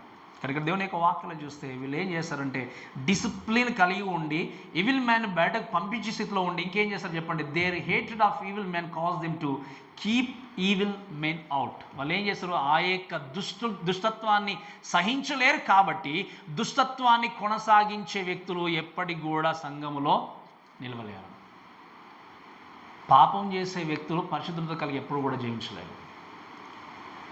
క్రమశిక్షణ కలిగి జీవించే వ్యక్తులతో క్రమశిక్షణ లేనటువంటి వ్యక్తి ఎప్పుడు కూడా అంటే ఎల్లకాలం సహవాసాన్ని కొనసాగించలేడు. ఈ యొక్క మాటను బట్టి చూడండి దయచేసి, దీని యొక్క వాక్యం చూస్తే వీళ్ళు ఏం చేస్తారు, దుష్టత్వాన్ని సహించే వ్యక్తులు కాదు, వాళ్ళు ఏం చేస్తారు, అంతేకాకుండా they were alert and received word from Paul and applied. అంతేకాకుండా ఏం చేస్తారు, వీళ్ళు అపోస్తలుడు అయినటువంటి పౌలు చెప్పినటువంటి వాక్యాన్ని జాగ్రత్తగా వినడం మాత్రమే కాదు, వినడం వల్ల ఏం చేస్తారు, ఈ సంఘము అప్లై చేసుకున్నారు, అనుసరించారు. అందుకే ఈరోజు వినేవారుగా మాత్రమే ఉండడం కాదు, అనుసరించకపోతే మన జీవితంలో ఏ మాత్రం కూడా మార్పు అనేది కలగదు. నువ్వు ఎంతకాలం విన్నా. అందుకే కొంతమంది మనం చూస్తాం, కొంతమంది క్రైస్తవులని 30, 40, 50 years ఉన్నా కూడా కొన్నిసార్లు వాళ్ళని చూస్తే ఇన్ని సంవత్సరాలు చర్చికి వెళ్తున్నారు, ఇటువంటిదేనా అని ఆలోచన చేస్తాం కొన్నిసార్లు వాళ్ళని చూసినప్పుడు మనం. దానికి కారణం ఏంటి అంటే, వాళ్ళు చర్చ్ గోయర్స్గా మాత్రమే ఉన్నారు, చర్చికి వెళ్ళే వ్యక్తులు మాత్రమే ఉన్నారు, కానీ వాక్యాన్ని అప్లై చేసుకునే వ్యక్తులుగా లేరు, వాక్యాన్ని అనుసరించే వ్యక్తులు లేరు. ఆ పాస్టర్ చెప్పేది చెప్తారులేండి, మనం ఇక్కడ వినాలి, ఈ చెవితో విడిచిపెట్టాలి అనుకుంటే ఎవరికి నష్టం చెప్పండి? విడిచిపెట్టేసే వ్యక్తికి నష్టం తప్ప చెప్పే వ్యక్తికి నష్టం లేదు. కాబట్టి ఈ యొక్క సమయంలో దయచేసి విన్నాడు. బట్ ఈ ఎఫెసీ సంఘం ఏం చేశారు అంటే, చక్కగా పాటిస్తూ ముందుకెళ్ళారు. ఇంకొక మనం ముందుకు చూడండి దయచేసి, అదే 2వ వచనంలో, దుష్టులను సహింపలేవని, అంతేకాకుండా ఏముంది వాక్యంలో, అపోస్తలులు కాకయే తాము అపోస్తలులమని చెప్పుకొని వారిని పరీక్షించి వారు అబద్ధీకులను నీవు కనుగొంటివని చూస్తున్నాం. అండ్ 4వ విషయం ఏంటి అంటే, ఏ విధంగా దేవుడు మెచ్చుకున్నాడు అంటే, స్పిరిచువల్లీ డిజర్న్మెంట్. అంటే ఏం చేస్తారు, వాళ్ళు ఆత్మీయంగా ప్రతి వ్యక్తిని పరీక్షించడం మొదలుపెట్టారు. ఈ మాట చెప్తాను, మేము చాలా జాగ్రత్త వినండి. వాక్యం ఏమని రాయబడి చెప్పండి, అపోస్తలులు కాకయే అపోస్తలమని చెప్పుకొని వారిని ఏం చేస్తారు వీళ్ళు. ఈరోజు మనం చూస్తాము కొన్ని పోస్టర్స్లో, వాల్పేపర్స్లో అపోస్తలుడైన సో అండ్ సో అనేటువంటి పెట్టుకుంటాం, మనం పెట్టుకునే వాళ్ళు చూస్తారు. మీరు ఎప్పుడైనా చూసారా చూడలేదు చెప్పండి అమ్మా, చూసారా? ఎక్కడ కనిపించారా? మీరు గమనించండి. ఈ మాటలు చెప్పిన తర్వాత వాళ్ళు కరెక్టా కాదా మీరు నాకు చెప్పాలి. అపోస్తలులుగా ఉన్నటువంటి వారు ఏంటంటే, మేము అపోస్తలం అని చెప్పుకునేటువంటి వారిని ఎఫెసీ సంఘం ఏం చేస్తారు చెప్పండి, వాళ్ళు జాగ్రత్తగా పరిశీలన చేశారు. ఇప్పుడు మన సంఘంలోనికి ఒక వాక్యం చెప్పడానికి వచ్చారనుకోండి, అందుకే నేను అడుగుతాను మన వాళ్ళని, ముందు నాకు వాళ్ళ బ్యాక్గ్రౌండ్ చెప్పండి అంటాను నేను. ఇంకెవరైతే మన పరిచయాలు ఉన్నాయి కదా, ఎవరినైతే తీసుకొచ్చి ఎక్కిద్దామని అంటే కుదరదు. ఎందుకు అంటే, we need to enquire about them the doctrine. అందుకే నేను చెప్పాను, చక్కగా సంఘాన్ని నిర్మించుకుంటూ వచ్చినప్పుడు అబద్ధ బోధల చేత అందరూ త్రొట్టిల్లకపోయినా ఎవరో ఒక వ్యక్తి త్రొట్టిల్లుతాడు ఖచ్చితంగా. త్రొట్టిల్లుతారు చెప్పండి. ఎంత స్ట్రాంగ్గా మనం నిర్మించుకుంటూ వెళ్ళినా కూడా ఎవరో ఒకరు అబద్ధ బోధకుల చేత ఏం చేయొచ్చు, అయ్యో మా పాస్టర్ ఇదే చెప్తారు, బట్ అక్కడ మాత్రం చాలా శక్తి ఉందండి, చేయలు పెట్టినా పడిపోతారు, ఇది చేసినా పడిపోతారు, అది చేసినా పడిపోతారు, లాట్ ఆఫ్ థింగ్స్ అనుకొని వీకర్ ఫేత్ కలిగిన వాళ్ళు ఏం చేస్తారు చెప్పండి, వాక్యం తెలియని వాళ్ళు, ఇదే సరైందేమో చర్చ్లో గలివిలి. వీళ్ళు ఏం చేస్తారు చెప్పండి, పరీక్షించారు. మీకు చెప్తాను అండి, అపోస్తలులు అంటే ఎవరు అంటే చాలా జాగ్రత్త ఉండాలమ్మా. అపోస్తులు అంటే ఎవరు అంటే దేవునితో ఉన్నటువంటి వ్యక్తులు. ఎవరితో? యేసుక్రీస్తు. దేవుణ్ణి చూసిన వారు. వాక్యం ఇంకా రాయబడిన మాట ఏంటి అంటే ఆదిమ సంఘానికి పునాదులుగా ఉన్న వ్యక్తులు. ఎవరు చెప్పండి? అపోస్తులు. అంతేకాకుండా మీరు గమనిస్తే ఆదిమ సంఘానికి పునాదులుగా ఉంటూ దేవుణ్ణి చూస్తూ దేవుని కొరకు జీవించినటువంటి వ్యక్తులు వాళ్ళు. కాబట్టి మీరు గమనిస్తే ఈవెన్ అపోస్తులు అయినటువంటి ఈ 12 మంది కూడా శిష్యులు ఉన్నారు లేదా? కొద్దిమంది ఉన్నారు. కానీ ఎప్పుడైనా వాళ్ళు అపోస్తులని పిలువబడ్డారా? చెప్పండి. బట్ ఈరోజు ఏం చేస్తున్నారు? అపోస్తులని పెట్టుకునేటువంటి వ్యక్తులందరూ కూడా అబద్ధ బోధకులు. దయచేసి గమనించండి మీరు.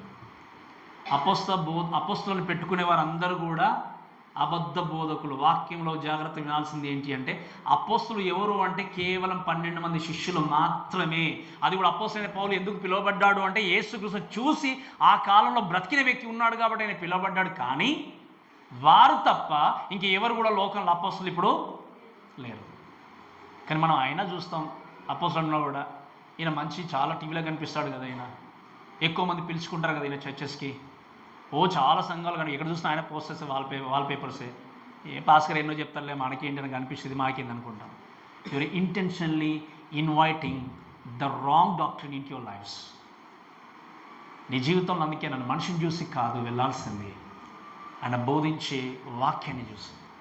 నేను చెప్తలేను, మీరు గమనించండి. నేనేదో ఇక్కడ ఉన్నాను కాబట్టి పాస్టర్ అలాని చెప్పి నేను అంటలేదు. ఇక్కడ వాక్యం ఏముంది? అపోస్తలులు అంటే ఎవరో విషయాన్ని స్పష్టంగా ఆయన తెలియజేశాడు. మీరు ఎక్కడైనా ఎవరినైనా అడగండి, ఎక్కడైనా మీరు స్టడీ చేయండి, అపోస్తలు అంటే ఎవరు అంటే కేవలము దేవుణ్ణి చూసిన వ్యక్తులు మాత్రమే. ఈరోజు అటువంటి పేర్లు పెట్టుకున్న వారి దగ్గరికి ఎవరు పరిగెత్తున్నారు చెప్పండి? తప్పు వాళ్ళదా విశ్వాసులదా? గట్టిగా చెప్పాలి నాకు. ఇవది విశ్వాసులే. ఇది కాదండి మేము ఇక్కడ రాలేమండి, మాకు పూరి గుడిసెలో కూర్చున్నా పర్లేదు, మేము సరైన వాక్యం వినే దగ్గరికి వెళ్తామని మీరు అనుకున్నప్పుడు మిమ్మల్ని బలవంతంగా లాక్కుని వెళ్ళగలరా? కారణం ఏంటి? మనకు పేరు కనిపిస్తుందా? టీవీలో కనిపిస్తున్నాడా? చాలా సంఘాలకు వస్తున్నాడా? మంచి పేరు ప్రఖ్యాతులు ఉన్నాయా? ఎమోషనల్గా బ్లాక్మెయిల్ చేస్తున్నాడా? చాలా చక్కగా ఏ విధంగా నీ బాధలో నీ శ్రమలు అనుకుంటే ఎమోషనల్గా తీయటి మాటలతో మాట్లాడుతున్నారా? ఆ విధంగా చేసినప్పుడు చాలా ఉంది ఈయన దగ్గర. And we run after them. At the end we don't get what is the real meaning of the scripture. అందుకే ఈ ప్రకటన గ్రంథం అనేది ఆయన దైవత్వాన్ని తెలుసుకోవడానికి నేర్పించే పుస్తకం. అందుకే ఈరోజు వాక్యం విన్నప్పుడు దేవుళ్ళు వీళ్ళు ఏం చేస్తారు చెప్పండి? వాళ్ళని పరీక్షించారు. ఈరోజు నేను చాలాసార్లు చెప్పాను, ఈవెన్ నేను చెప్పినటువంటి మాటలు కూడా మీరు ఇంటికి వెళ్ళి చాలా జాగ్రత్తగా పరీక్షించండి. నేను చాలాసార్లు చెప్పాను, you can go through it, you can learn, if you have any doubt you can ask me అని చెప్పాను చాలాసార్లు. బట్ మనకి ఓపెన్ చేసే టైం లేదు, మనకు బైబిల్ ఓపెన్ చేసే టైం, చదివే టైం మనకు లేదు. ఇలా ఉన్నంత కాలము మన జీవితంలో నిజంగా దేవుణ్ణి మనం తెలుసుకోలేము. అందుకే వీళ్ళు ఏం చేస్తారు చెప్పండి? దేవుణ్ణి సేవిస్తూ మాత్రమే కాదు, అపోస్తలుడైన పౌలు చెప్పిన మాట వాళ్ళు ఏం చేస్తారు చెప్పండి? అప్లై చేస్తారు. అందుకే దేవుడు వారిని ఏం చేస్తారు? మెచ్చుకున్నట్టుగా చూస్తాం. ఇంకొంచెం ముందుకెళ్దాం చూడండి దయచేసి. అంతేకాకుండా దేవుని యొక్క వాక్యం మనం చూస్తే వర్డ్స్ దయచేసి ఒకసారి ఈ మాట చదవండి. వర్డ్ 6 చదవండి. 6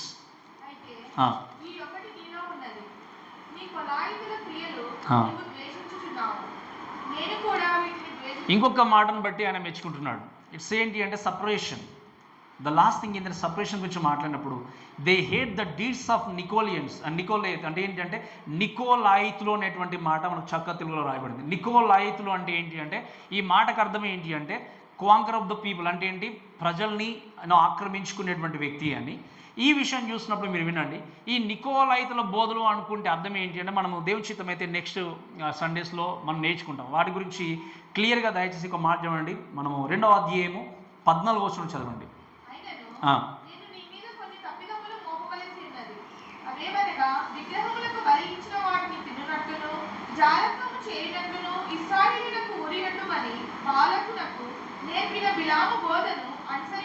వినండి, నికోలాయితుల బోధలు అంటే ఏంటి మీరు ఆలోచన క్లియర్గా అక్కడ మెన్షన్ చేసి పెట్టాడు. ఏంటంటే అక్కడ మీరు ఆలోచన చేస్తే విగ్రహంలకు బలిచ్చిన వాటిని తినమని చెప్పేవారు, జారత్వాన్ని చేసే విధంగా ప్రోత్సాహపరిచేవారు, ఇశ్రాయేలుకు ఉరియొడ్డుమని బాలాకు నేర్పినటువంటి బిలాము బోధను అనుసరించేటువంటి వ్యక్తులుగా. అంటే ఆల్మోస్ట్ చెప్పాలంటే బిలాము నేర్పించినటువంటి బోధ కూడా నికోలాయితులు నేర్పించినటువంటి బోధ కూడా ఆల్మోస్ట్ సేమ్. ఇటువంటి బోధ కలిగి ఉన్నప్పుడు బిలాము కూడా ఏం చేస్తాడు చెప్పండి, ఆయన బాలాక్ అంటే డైరెక్ట్గా వెళ్ళి శపించకపోయినా బాలాకును ప్రేరేపించి ఏం చేస్తాడు, ఇశ్రాయేల్ జనాంగము ఇమ్మోరాలిటీ కలిగి ఉండడానికి, దేవుడికి వ్యతిరేకంగా పాపం జరిగించడానికి ఆయన ప్రేరేపించిన వ్యక్తి ఉన్నాడు. అందుకే బిలాము గురించి మాట్లాడితే ఏంటి అంటే is a destroyed of the people. అంటే ఇక్కడ నికోలైద్ గురించి మాట్లాడితే ఏంటి అంటే ఆయన కాంకర్ ఆఫ్ ద పీపుల్. బిలాము గురించి బిలాము గురించి మాట్లాడితే ఏంటి అంటే డిస్ట్రాయిడ్ ఆఫ్ ద పీపుల్. ఆయనేమో ఆక్రమించుకునే వ్యక్తి, ఈయననేమో నాశనం చేసే వ్యక్తి. అందుకే ఈ నికోలైతుల గురించి మాట్లాడితే అపోస్తుల కార్యం 6వ అధ్యాయంలో చూస్తే అక్కడ సంఘ పెద్దలను ఎన్నుకుంటారు. మీకు తెలుసు కదా స్టోరీ, అక్కడ వాక్యం చదువుతాం. ఏం చేస్తారు చెప్పండి, సంఘ పెద్దల్ని ఎన్నుకుంటారు. ఆ ఎన్నుకున్న దాంట్లో ఒక వ్యక్తి పేరు ఏంటి అంటే నికోలాస్ అనే పేరు చూస్తాం. మనం ఏం చూస్తాం చెప్పండి, నికోలాస్. ఒకసారి చదవండి దయచేసి, 6వ అధ్యాయం ఐ థింక్ 5 వర్షాలను కూడా చదవండి దయచేసి.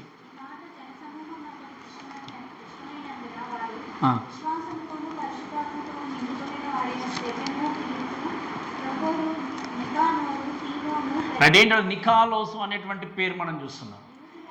ఈయన గురించి మీరు ఆలోచన చేసినప్పుడు, ఈ సంఘ పెద్దలు ఉన్నప్పుడు ఎఫెసీ సంఘము ఇటువంటి వారిని ప్రక్కన పెట్టారు. కానీ పెర్గమా సంఘం ఏం చేస్తారు అంటే అటువంటి వ్యక్తికి చోటు కల్పించారు, అటువంటి బోధలకు ఏం చేస్తారు, వాళ్ళు చోటు కల్పించారు. ఈ నికోలాస్ గురించి మాట్లాడినప్పుడు ఏంటి అంటే ఈయన ఒక సంఘ పెద్దగా ఉన్నాడు కానీ ఫేక్ బిలీవర్. మీకు అర్థమవుతుంది కదా, సంఘ పెద్ద ఉన్నాడు కానీ నిజమైన విశ్వాసి కాదు.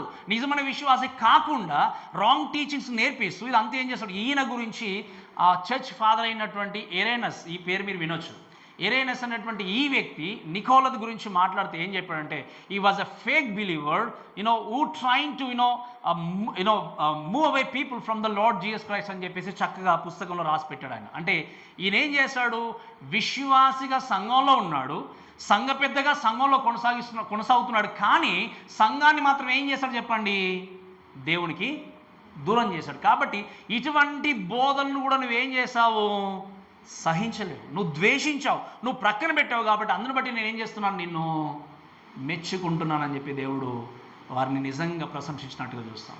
ప్రేమ దేవుల అనేక సమయంలో ఈ విషయాలన్నింటిని బట్టి దేవుడు ఏం చేస్తాడు చెప్పండి, ఎఫెసు సంఘాన్ని మెచ్చుకున్నాడు. ఈరోజు మన సంఘాన్ని చూసి దేన్ని బట్టి దేవుడు మెచ్చుకోవడానికి సిద్ధంగా ఉన్నాడు.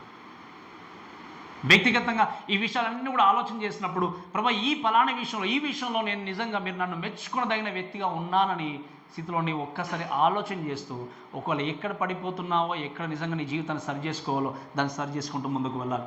ఇంకా మనం కొన్ని విషయాలు త్వరగా చూపించి నేను ముగించడానికి ప్రయత్నం చేసి చూడండి దయచేసి. 4వ వచనం చదవండి దయచేసి. 4వ వచనం.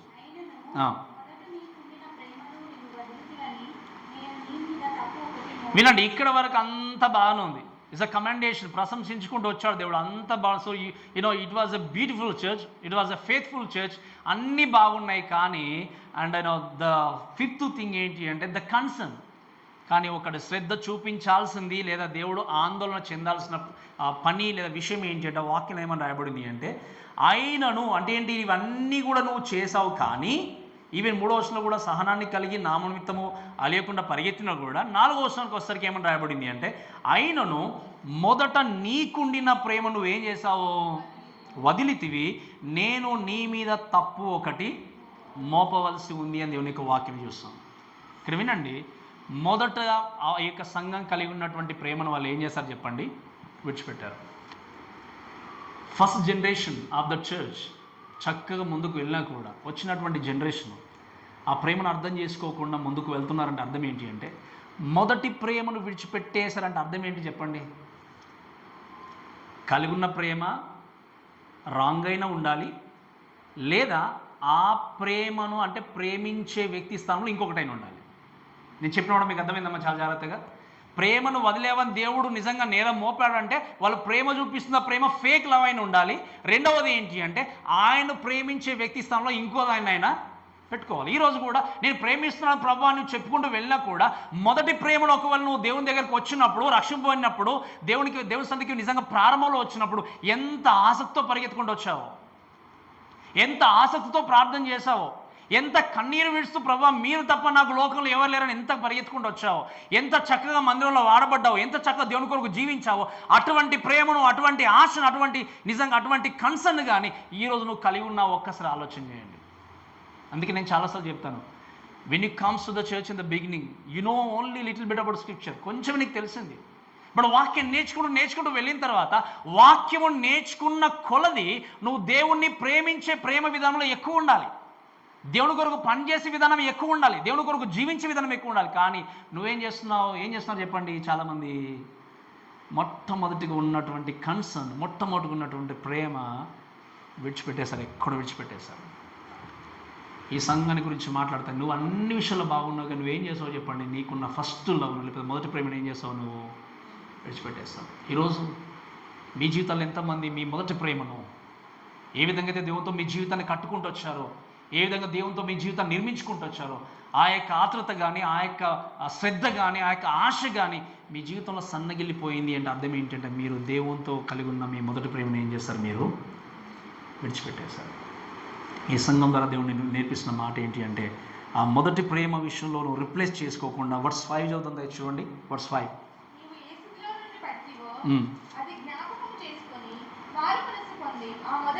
వినండి. అండ్ ద నెక్స్ట్ థింగ్ ఏంటంటే ద కమాండ్మెంట్. ఏమన్నాడు ఆయన? ఇంకా ఆజ్ఞ ఇస్తున్నాడు. ఏమని? నీవు ఏ స్థితిలో నుండి పడిపోతావో అది జ్ఞాపకము చేసుకొని మారు మనస్సు పొంది ఆ మొదటి క్రియను చేయము. ఏమన్నాడు చెప్పండి? నువ్వు ఏ స్థితిలో అయితే పడిపోయావో ఆ స్థితిలో నువ్వేం చేయాలి? మారు మనస్సు పొంది ఆ మొదటి క్రియలను మరలా నువ్వేం చేయాలి? జరిగించాలి. ఇక్కడ ఈ మాటను బట్టి ఆయన ఆజ్ఞయిస్తూ చెప్పినటువంటి విషయం ఏంటి అంటే మీరు వినండి. రిపెంటెన్స్ అంటే ఇక్కడ దేవుని యొక్క వాక్ ఫస్ట్ థింగ్ ఏంటంటే రిమెంబర్ అన్నాడు. ఏమన్నా చెప్పండి ఆయన? ఇక్కడ గుర్తుంచుకోండి, జ్ఞాపకం ఉంచుకోండి అన్నాడు. ఏంటి? నువ్వు ఎక్కడి నుండి వచ్చావో, యేసు నుండి వచ్చావో, ఎక్కడి నుండి పడిపోయావో ఆ దాన్ని జ్ఞాపకం ఉంచుకొని ఏం చేయాలి? నువ్వు రిటర్న్ రావాలి దేవుని దగ్గరికి. మళ్ళీ ఏ స్థితి నుండి పడిపోయావో ఆ పడిపోయిన స్థితిని జ్ఞాపకం చేయాలి. మీరు వినండి. మరలా మీ యొక్క ప్రేమను దేవునితో సరిదిద్దుకోవాలి అంటే ఎక్కడైతే ఆగిపోయిందో, ఎక్కడైతే పడిపోయారో దాన్ని ఏం చేయాలి? గుర్తు తెచ్చుకోవాలి. గుర్తు తెచ్చుకొని జ్ఞాపకం చేసుకొని ఏం చేయాలి? మళ్ళీ మీ నడకను, మీ ప్రేమను మళ్ళీ ఏం చేయాలి? కొనసాగించాలి. అందుకే ఫస్ట్ ఏమన్నంటే ఆయన గుర్తు తెచ్చుకోండి, రిమెంబర్. సెకండ్ థింగ్ ఏంటి అంటే రిపెంట్ అన్నాడు. ఏమని చెప్పండి? రిపెంట్. ఈ రిపెంట్ అనేటువంటి వర్డ్ ఏంటంటే మారు మనస్సు అనేటువంటి మాట చూస్తున్నాం. గ్రీక్లో ఓరెస్ట్ యాక్టివ్ ఇంపరేటివ్ అంటాం మనం దీన్ని. అంటే ఏంటి అంటే the past action which has to take as a commandment అని చూస్తాం. అంటే దీని అర్థం ఏంటి అంటే మీరు ఇదివరకు కొనసాగించిన దాన్ని తప్పకుండా కొనసాగించాలి అనేటువంటి అర్థంతో కూడినటువంటి గ్రామాన్ని ఇక్కడ దేవుడు పెట్టాడు. అంటే అర్థం ఏంటి అంటే మీరు కొనసాగించాలంటే అర్థం ఏంటి అంటే do as soon as possible. ఇంకొక రోజు తర్వాత, ఇంకో 2 రోజుల తర్వాత, అర్థం ఏంటి? కరెక్ట్గా అర్థం ఏంటి అంటే ఆ గ్రీక్ యొక్క మీనింగ్ అర్థం ఏంటి అంటే డూ రైట్ నౌ. ఇప్పుడు ఏం చేయాలి? మీరు మారు మనసు పొందాలి. ఒకవేళ మీ మొదటి ప్రేమను వదిలేసిన స్థితిలో ఉన్నట్టయితే, ఏ స్థితిలో పడిపోయావో ఆ స్థితిని గుర్తిరిగి నువ్వు చేయాల్సింది ఏంటి అంటే మారు మనస్సు పొంది ఏం చేయాలి? నీవు చెప్పండి. మొదటి క్రియలు తప్పకుండా చేస్తూ ముందుకు వెళ్ళాలి. ఆ మొదటి క్రియలు చేయాలంటే మీరు వినండి ప్రేమను దేవుని బిడ్డలారా, ఆ రోజు నువ్వు నిజంగా దేవుని కొరకు ఒక మంచి సైనికుల్లాగా, ఒక విశ్వాసలాగా పోరాడేవేమో, దేవుని కొరకు ప్రతి విషయంలో ప్రాకులాడితే ముందుకు నడిచావేమో, ప్రతి విషయంలో దేవుని మీద డిపెండ్ అయ్యావేమో, ప్రతి విషయంలో దేవుని కొరకు సాక్షిగా బ్రతికావేమో.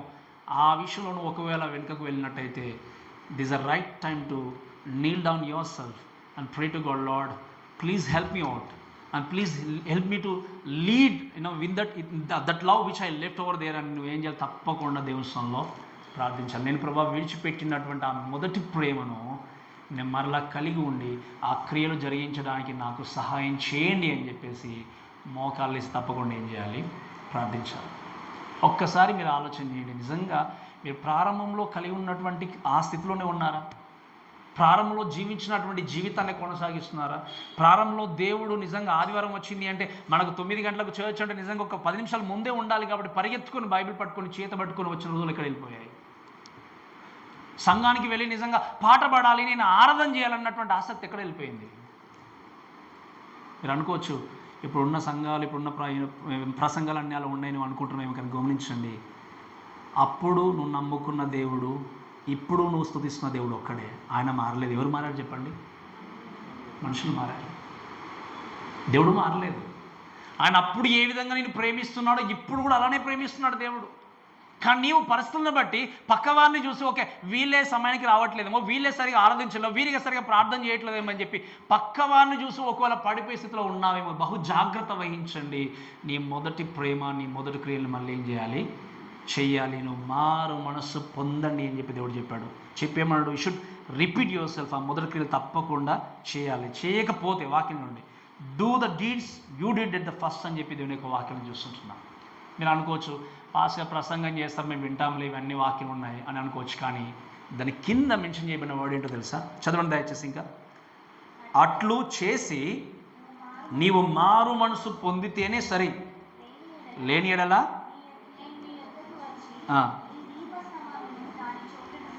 ఏం చెప్పండి. If you listen to my word, if you listen to my council, if you listen to my commandment is okay. Or else, ఒకవేళ నీవు వినకపోతే, నువ్వు మారు మనసు పొందకపోతే ఏమన్నాడు దేవుడు? నేను నీ యొద్దకు వచ్చి నీ దీపస్తంభం దానిని ఏం చేస్తాను? నేను ఈ యొద్దకు వచ్చి అంటే సెకండ్ కమింగ్ కోసం కాదు ఇక్కడ మాట్లాడేది. ఏంటి అర్థము? నీ ఒకవేళ నేను చెప్పినట్టు వినకపోతే ఏం చేస్తాను? అసలు చేర్చడం లేకుండా చేస్తున్నాడు దేవుడు. మీకు ఒక విషయం తెలుసా? ఇది జరిగిందా అంటే జరిగింది. ఎఫెసు సంఘం చక్కగా ఉంది, కానీ దేవుడు చెప్పాడు నీ మొదటి ప్రేమను వదిలేసావు, ఆ విషయం నువ్వు సరి చేసుకుని ముందుకు వెళ్ళు అంటే ఎఫెసు సంఘం ఏం చేస్తారు చెప్పండి? సరి చేసుకోలేదు. అందుకే ఇప్పుడు ఎఫెసు సంఘము లేదు, ఆ పట్టణం కూడా లేదు. దేవుడు చెప్పాడు నువ్వు సరి చేసుకుంటే సరి చేసుకో, లేకపోతే నీ దగ్గరికి వచ్చి నేనేం చేస్తానో తీసేస్తాడు. ఆ సంఘాన్ని ఏం చేశాడు చెప్పండి? తీసేశాడు. If you go to Turkey ఇప్పుడు వెళ్ళిపోయాలంటే కేవలం అక్కడ ఉన్నటువంటి ఆ పురాతనమైన కట్టడాలు తప్ప ఏం కనబడే మనకి. ఎఫెసు సంఘం లేదు ఇప్పుడు. ఈరోజు మన సంఘం గురించి లేదు, ప్రత్యేకంగా నీ జీవితాన్ని గురించి దేవుడు మాట్లాడుతున్నాడు. నీ మొదటి ప్రేమను వదిలేసినట్టయితే దాన్ని సరి చేసుకోమని దేవుడు చెప్పినప్పుడు ఆ సరి చేసుకుంటానే నువ్వు అనుకున్నట్టే దేవుడు అంటున్నాడు ఏంటంటే నేను వచ్చి నీ ఉన్న చోటు నుండి దీపస్థం తొలగించినట్టయితే నీ గతి ఏమోని అంటున్నాడు. దేవుడు అవకాశం ఇస్తున్నాడు, సమయం ఇస్తున్నాడు. కాబట్టి షుడ్ ఏం చేయాలి? రిమెంబర్. అండ్ వాక్యం చూస్తే ఏం చూస్తాం మనం? Repent and repeat. అంతేకాకుండా return to your first love. నువ్వు తప్పకుండా దేవుని వద్దకు నీ మొదటి ప్రేమను కలిగి ఏం చేయాలి? తిరిగి వచ్చినట్టయితే ఈ మాట చెప్పి ముగిస్తాను. ఆయన మాడు కౌన్సిల్ చెప్తే ఒక మాట అని చూడండి, 7వ వచనం. చెవి గలవాడు ఆత్మ సంగముతో చెప్పుచున్న మాట వినుగాక, జయించువానికి దేవుని పరదేశంలో ఉన్న జీవవృక్ష ఫలమును భుజింపదు. ఒక మంచి సలహా ఇస్తున్నాడు దేవుడు. ఒకవేళ నీ వాళ్ళు జీవించి ముందుకెళ్తూ సాగినప్పుడు ఆయన అన్నాడు చెవి కలిగిన వాడు. ఈ ప్రకటన గ్రంథంలో మనం 10 మాట చూస్తాం. ఈ మాటలన్నీ విన్న తర్వాత చెవులు ఉన్న వ్యక్తి ఏం చేయాలి? వినాలి. విన్న వ్యక్తి ఏం చేయాలి చెప్పండి? సరి చేసుకోవాలి. సరి చేసుకున్న వ్యక్తికి ఆయన ఏమన్నాడు? ఇన్విటేషన్ ఇస్తున్నాడు. ఫస్ట్ థింగ్ ఏమన్నాడు? మీరు వినాలి అన్నాడు. ఇంకా రెండవది ఏంటంటే ప్రామిస్ చేశాడు. ప్రామిస్ ఏంటి అంటే వానికి దేవుని పరదేశంలో అంటే పరలోకంలో ఉన్న జీవవృక్ష ఫలము నేను ఏం చేస్తాను. ఈ జీవవృక్ష ఫలం ఎక్కడ చూసామని చెప్పండి? వాక్యంలో ఎక్కడుంది? ఏదైనా తోటలో ఉంది. కానీ ఆదమవ్వ తిన్నారా? తినకముందే ముందుగానే పాపం చేశారు. ఇప్పుడు అదే వృక్షము దేవుడు ఏమన్నాడు? పరలోకంలో ఉంది, దాన్ని మీకు తినింపజేస్తాను, మీరు ఫర్ ఎవర్ మీరు తప్పకుండా ఏం చేస్తారు? నాతో పాటు కలిసి జీవిస్తారని చెప్పి వాగ్దానం చేశాడు. ఆ నిత్య జీవానికి వారసులుగా ఉండాలి అంటే నువ్వు విడిచిపెట్టినటువంటి మొదటి ప్రేమను నువ్వు జ్ఞాపకం చేసుకుని దేవునితో నీ జీవితాన్ని కొనసాగించాలి. ఎంత ఆసక్తితో, ఎంత శ్రద్ధతో, ఎంత భయము భక్తితో దేవుని సేవించావు, ఎంత చక్కగా దేవుని కొరకు పని జరిగించావు, ఎంత చక్కగా దేవుని కొరకు పరిచయం చేసావు. నన్ను ఎవరు మెచ్చుకున్నా మెచ్చుకోకపోయినా నా బాధ్యతగా దేవుని కొరకు నేను బ్రతకాలని చెప్పి నువ్వు పరిగెత్తుకుంటూ వచ్చావు. ఆసక్తి కోల్పోయినట్టయితే దేవుడు అంటున్నాడు నీ మొదటి ప్రేమను నువ్వు తిరిగి తప్పకుండా మొదటి ప్రేమను కలిగి మొదటి క్రియలు చేయాలి. ఒకవేళ నువ్వు చేసుకోకపోతే, మారు మనసు పొందకపోతే, సరి చేసుకోకపోతే నేను వచ్చి ఆ దీపస్తంభాన్ని ఏం చేస్తున్నాడు చెప్పండి? తీసేస్తాను. కాబట్టి దయచేసి ఈ మాట్లాడుతున్న వ్యక్తులుగా నువ్వు ఏ స్థితిలో ఉన్నావో నీకు బాగా తెలుసు. నీ జీవితం ఎలా ఉందో నీకు బాగా తెలుసు. ఆ జీవితంలో ఒక్కసారి నీ జీవితాన్ని పరీక్షించుకుంటూ ప్రభువా నా మొదటి ప్రేమను నేను వదిలేశాను, నా నడవడికలో నేను నిజంగా మార్పు చెంది జీవిస్తున్నాను, మిమ్మల్ని ప్రేమించే విధానంలో నేను నిజంగా వెనుకబడిపోయాను.